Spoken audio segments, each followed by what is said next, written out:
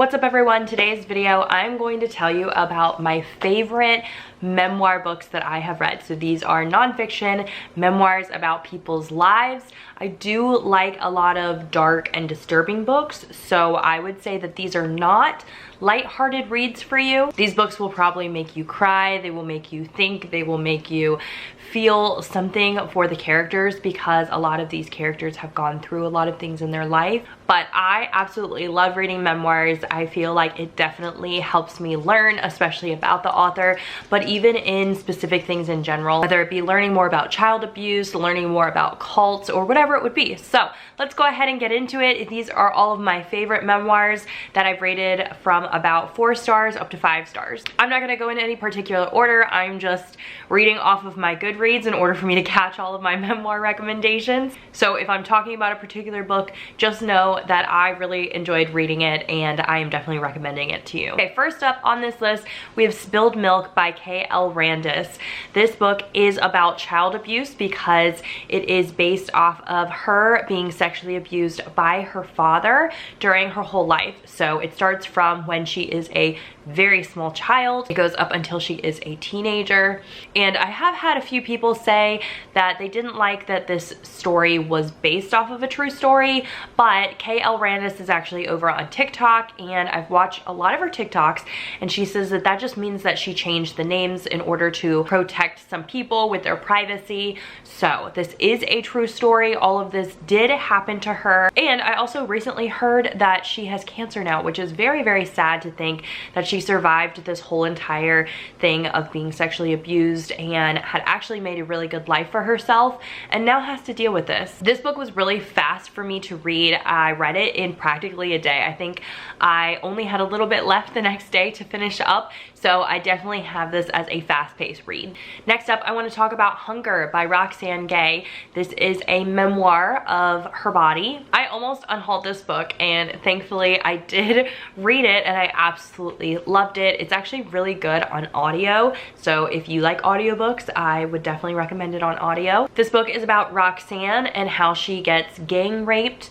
by a large group of boys when she is younger, how that affects her the rest of her life, why that is the reason that she puts on weight. This book is just about everything that she has struggled with. So not only with her relationships, but also her relationship with her body. So I felt like it represented very, very well, and I felt like I could understand everything where she was coming from. There were many parts of the book where I just loved like what she was saying. I love the quotes in it, and I don't really find myself that type of person, so I was so surprised that I could relate to so much of what she talked about. Okay, next up we have one of my all-time favorites. This book made me cry so many tears. It has stuck with me for so long, and this is The Sound of Gravel by Ruth Wariner, and this book is a real story of polygamy. Ruth grew up in a polygamist family, and this story is just absolutely heartbreaking because she is telling you exactly how she grew up without electricity, with being sexually abused by her stepfather, by her mother not believing her or sticking up for her, and just even more terrible things happen. I really like this book too because it does have pictures, so it really takes you along with the story, and I just cried so many tears. Like, it is so sad, it's so moving.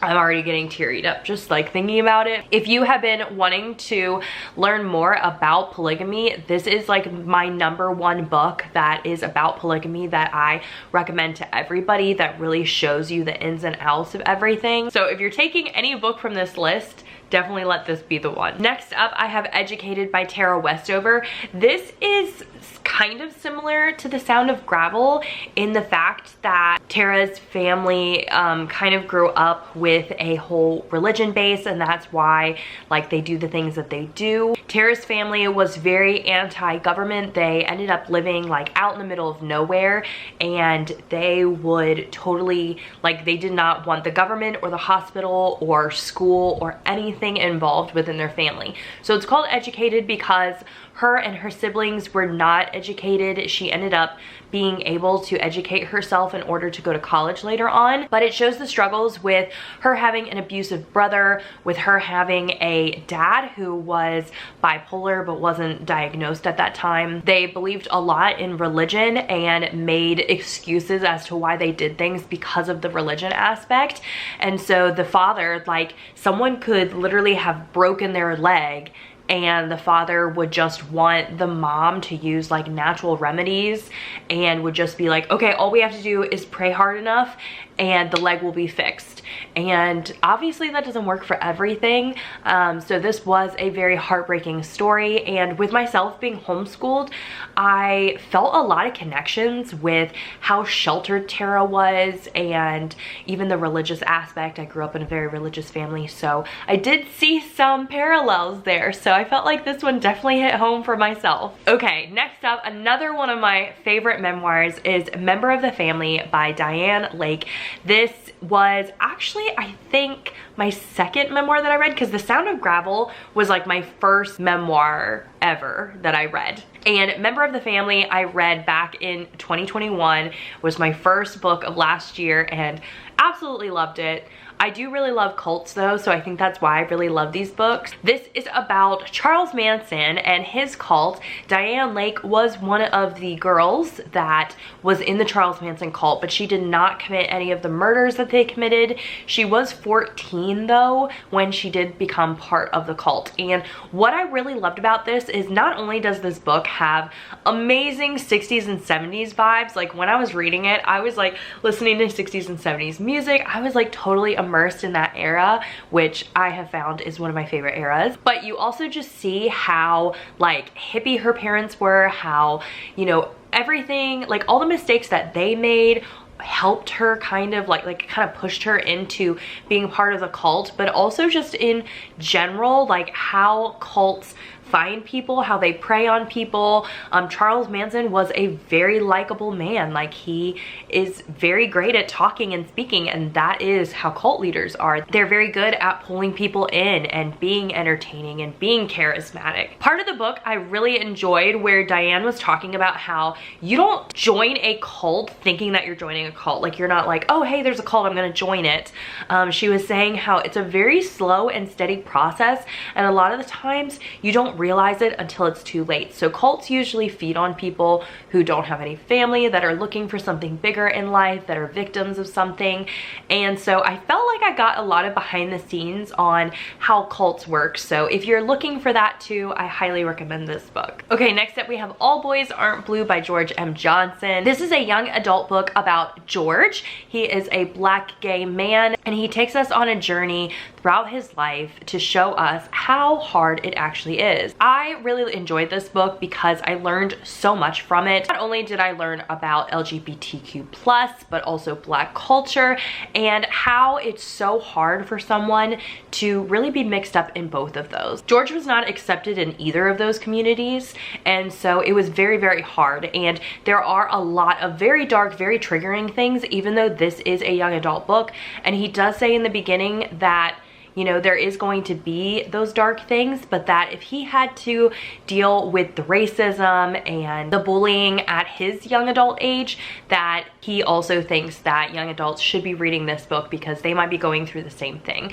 And so this book gave me so many goosebumps. It gave me so many tears. I did listen to it on audiobook, and I highly recommend it. He does narrate it and he does an amazing job. But I really think that this is a must read for everybody, because I think it's very important to read about other people's stories that aren't like your own. I think that you can learn so much from that. Okay, next up we have a book that's a little on the lighthearted side. This is Me by Elton John. This is his memoir, and absolutely loved it. Like I said, back in Member of the Family, I kind of immersed myself in like 60s and 70s music. When I was reading Me by Elton John, I just became such a huge Elton John fan. It was nuts. I had already previously watched Rocket Man, which is is his movie.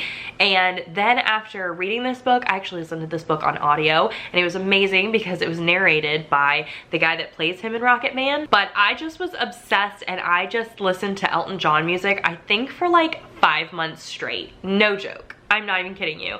And then I went and watched Rocket Man probably like 3 more times after this because I was just obsessed with like learning about that time period. I was obsessed with learning about how he became famous. I really loved learning about how he overcome drug addiction, because if you really think about it, he might not be here if he would have never gone to rehab. And that's like a huge thing because so many other like famous stars have died because of, you know, drug addiction or other things.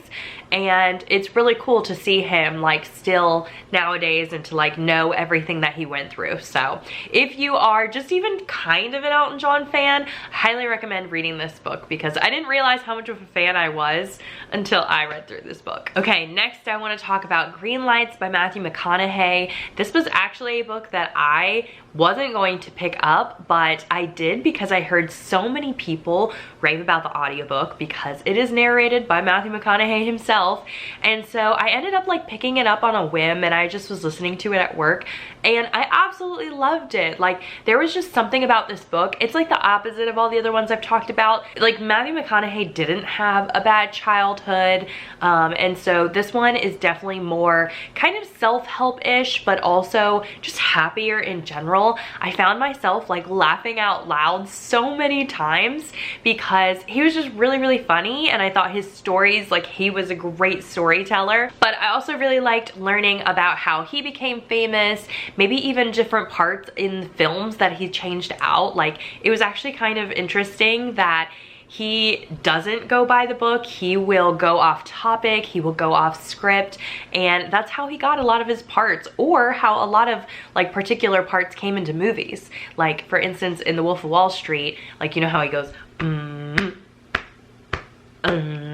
yeah, that wasn't even part of the script. Like, he just like started doing that and they let it in. So I just thought that those were really, really cool. I really enjoyed reading this book just because of it being like pretty lighthearted, pretty fun, and I just ended up thinking about it for a while after that because I had such a good experience reading it. Okay, next up I have A Child Called It by Dave Peltzer.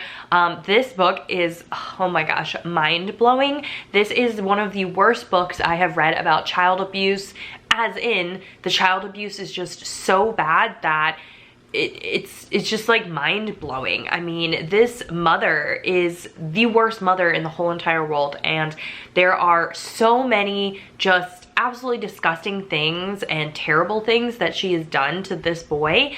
And so I would definitely just be very careful when you're reading it because it can be very, very triggering. And I always feel bad when I say that I like books like this because I don't like, obviously, reading about children being abused, but I do feel like I learned some things, especially with, you know, just, I was a sheltered homeschooler, so I do try and broaden my horizons with realizing that there are evil people like this in the world, that these things do happen, that you do need to watch your children, or you do need to look for signs. So in saying that, I do think that this book is a must read. A lot of people said they read it in school, which is very surprising to me, but just be careful when you are reading it. All right, next up we have The Glass Castle by Jeanette Walls.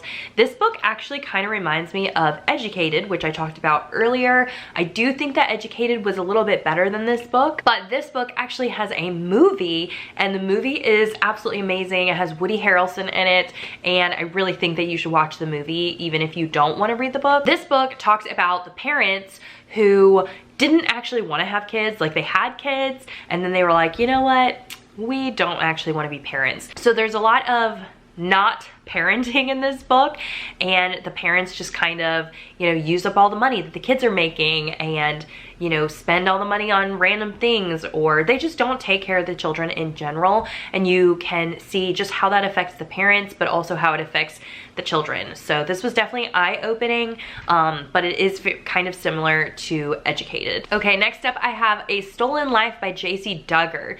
This story, oh my gosh, it was my first like actual true kidnapping story that I've read. Like, I read a lot of thrillers and I do like the kidnapping trope in thrillers, but this was the first time that I read a true story about it. So Jaycee was kidnapped when she was 10 years old. She was with her captor for 18 years. He actually like had a wife, and the wife knew about it, and they didn't do anything about it. Like, it was just, it's crazy to me. And he ends up like having sex with her, having children with her, and it just shows like, number one, just what it's like to be kidnapped. Like, she really goes into her whole story, and it's very depressing to me. But then, especially when she starts having kids, she's not thinking about running away anymore, because she's thinking about, okay, I need to protect my children. Like, I need to make sure that they have food. I need to make sure that they're clothed. And so it was very interesting to see that different dynamic, because in your head, when you're reading about this stuff, you're like, oh, well, why didn't you try and run away? Like, oh, I would have done this or I would have done that. And there's just so many different factors to the story. So I really think that reading a story about someone being kidnapped, like, oh my gosh, it really makes you think about what you would have done in that situation. But it really makes you think too about how to prevent your own children or yourself from being kidnapped in the future. So definitely really like this one. I don't recommend it on audio though. I actually dropped a star because I didn't enjoy the audio very much. So maybe read the book instead. Okay, next up we have Ghost Boy by Michael Pistorius. This is definitely different than some of the other ones I've talked about, because this is about a boy who has a degenerative disease that no one really knew about. So when he was younger, about like, I think it was when he was 7 or 8, he starts like losing just like all of his mobility. He, you know, starts losing how to speak, and he becomes just like this vegetable, like for no reason. He can hear everything that's going on. So he hears like his parents fighting about it, and you know how depressed his parents are about it. And later on down the road, he ends up being able to start communicating, which I thought was actually really cool, because I never knew all the different ways that they could teach someone how to communicate with even just a little, you know, like a finger move or just like their eyeballs moving. It's actually so interesting to me. So I really liked that. Now, this is a happy story, even though it might not end exactly the way that you think about it. But I did have tears. Like, this book brought, like, it was emotional for me, just because I just feel so bad for Martin. And I'm getting teary-eyed. I swear I don't normally cry in my videos, but I think it's all the IVF meds I've been taking recently. I am emotional, okay? But anyway, this book was in the 1980s, so you do get some 80s vibes, but I just really, really liked it. I think it's very important to read, to learn about just people that obviously aren't like us. They don't get to walk on 2 feet. They don't get to do life the same way that we do. And it really opens my eyes and realizes just how blessed you are with all of the things that you can do, you know? Okay, then we have another polygamy book. This is Breaking Free by Rachel Jeffs.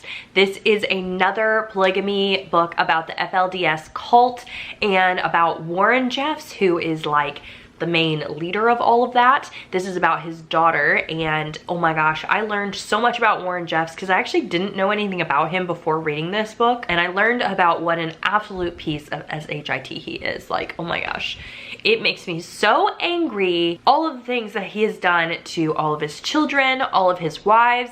He was marrying 12-year-old girls and getting them pregnant. He was sexually abusing his own children, his own biological children. It is absolutely crazy, and this book made me extremely depressed because of the fact that Rachel shows just how like sheltered, it's almost like they're in prison. Like, they couldn't eat what they wanted, they can't dress the way that they wanted. The pictures in this book were absolutely crazy, like how they had to dress and do their hair, and they could only wear pastels. I don't know, it just feels like you're locked up in jail for the rest of your life and just not really having anything to look forward to except loving your own children. Like, that's pretty much it, because you're not getting love from anywhere else. So if you wanted to learn more about cults, if you wanted to learn more about polygamy, definitely read this book, because it just showed me a lot, and it shows the truth and the ins and outs of the FLDS cult and how bad it is. All right, now I want to talk about Know My Name by Chanel Miller. This book is about Chanel, who was raped, and this talks about so much about rape culture and the like injustices of it. It was very heartbreaking to see just what Chanel had to go through as a rape victim. It's almost as if they get put in the spotlight of being a bad person, and especially when, you know, it's a guy that like, oh my gosh, you know, he was supposed to go to college or he was really smart, and they just like put him on a pedestal and they make it seem as if, you know, Chanel is the bad person for being raped, and it just blew my mind. I learned a lot, and I didn't realize that that's actually what it's like, and no wonder so many people don't want to stick up and, you know, actually say that they were raped, because honestly it's so hard for the victims. It's so hard for them to not, you know, have this like judgment upon them from all these other people. So if you wanted to get angry and learn about rape culture, then